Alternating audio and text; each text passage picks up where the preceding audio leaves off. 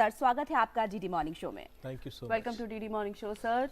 सो आपके according year 2026 में cyber criminal के स्वरूप में कौन कौन से ऐसे नए चेंजेस देखने को मिल सकते हैं?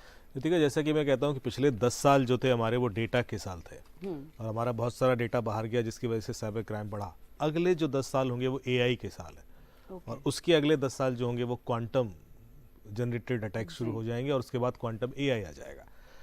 अभी जो हमें देखने वाला है वो है एआई का वो स्वरूप जो अभी तक हमने रियलाइज़ ही नहीं किया। अभी लगातार मेरे पास कंप्लेंट आ रही है जहाँ पर एआई का इतना मिसयूज़ हो रहा है और आप चौंक जाएंगे कि लोग कहाँ कहाँ कितने खुराफाती हैं कि कहाँ तक चले गए, जहाँ पर आप सीधे लॉ को ब्रेक करते हैं। जैसे मैं आपको कुछ एग्जाम्पल दूँ तो हमारे यहाँ एक लॉ है, बड़ा सीरियस लॉ है कि प्रसव पूर्व लिंग की पहचान करना अपराध है। बच्चे के बर्थ के पहले आप नहीं चेक कर सकते कि वो मेल है या फीमेल है। लोग क्या करते हैं, अल्ट्रासाउंड रिपोर्ट लेते हैं, एआई को देते हैं और वो बता देता है। ओके। तो आपने सीधे सीधे वायलेट किया, उसकी वजह से हमें कई सारे एआई फ्रेमवर्क को लिखना पड़ा कि आप यहाँ गार्ड रेल लगाइए, रोकिए।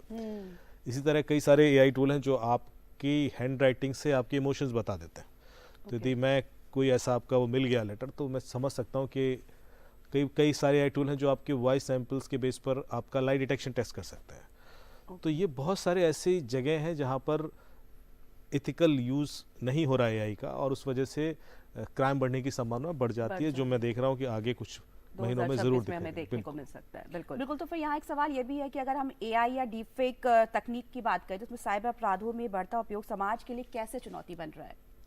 देखिए, समाज हमारा कुछ रेगुलेशंस पर टिका होता है, कुछ हमारी मान्यताएं हैं और उन्हीं को ध्वस्त करने के लिए यदि टेक्नोलॉजी का इस्तेमाल होने लगे तो फिर ये सबसे, जैसे कि हम ट्रस्ट हमारे लिए एक बहुत बड़ा फैक्टर होता है। इंसान पर ट्रस्ट करता है। आज की डेट में जिस तरह से एआई जनरेटेड कंटेंट है, आप डिफ्रेंशिएट ही नहीं कर सकते कि ये सच है या गलत है और हमारी भावनाएं उस इन्फ्लुएंस हो जाती हैं उस कंटेंट को देखकर। हम या तो गुस्से में आ जाएंगे या नफरत करने लगेंगे या हम दुखी हो जाएंगे और रिएक्ट करेंगे, डिप्रेशन में आ जाएंगे। मैं आपको ऐसा कंटेंट दिखा के आपकी पूरी मानसिक प्रणाली बदल सकता हूँ और उसके बाद आप समझ नहीं पाएंगे कि ये किसी ने ऑर्गेनाइज तरीके से किया है। तो ये एक ऐसा ट्रेंड शुरू हो गया है और हमारे समाज में जिस तरह के लोग रहते हैं भारत में, खास तौर पे अलग अलग लोगों के, आप किसी भी मुद्दे को लेकर विभेद क्रिएट कर सकते हैं।